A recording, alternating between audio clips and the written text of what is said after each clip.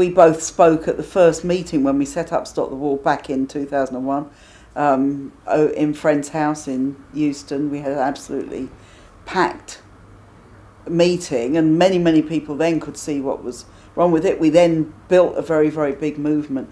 And I think it's interesting looking back now, what do you think the long-term impact of that movement was, and what do you think it still can be? Obviously we don't get the 2 million people on the streets as we did in 2003, but I'd like your thoughts about its impact on the wider society, if you like. The impact was huge. We had that big public meeting to launch it. We then had a number of public demonstrations against the war in Afghanistan, which was not as unpopular with the public as later wars were, but there was a big public opposition. And we then grew into that massive movement that organised the huge demonstration on October the 15th, February the 15th, 2003.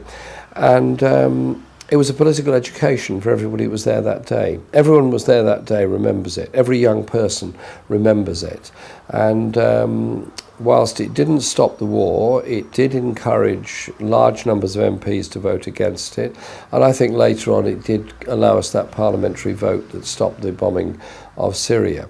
The impact of Stop the War coalition has been to provide a point in the political spectrum where there is a serious group of well thought out, very intelligent, very well informed people who are opposed to wars, are opposed to the strategy which leads to more wars, and provides a solid pole for public debate. If we weren't there, we'd now be, I'm convinced, deeply involved in the war in Syria, maybe involved in other wars as well. But the fact that we're there is a bit of a break on what successive British governments have done.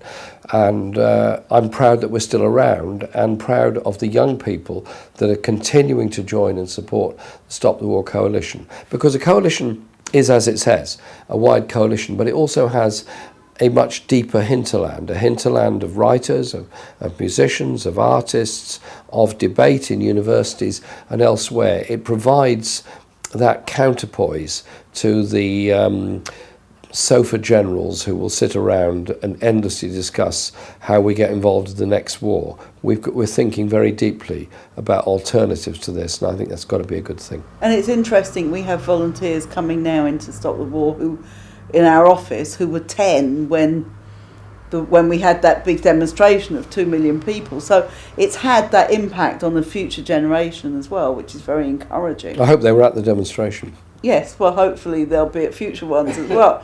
And lots of them are obviously very enthusiastic about your campaign, which is also very good. I think it's interesting that lots of the young people, obviously it's about a range of issues, but one of the issues is anti-war and peace. It does feel a bit like 2003 at times, with the great excitement of public meetings we're holding. We're having big ones all over the country. But it's also, this is a campaign about hope.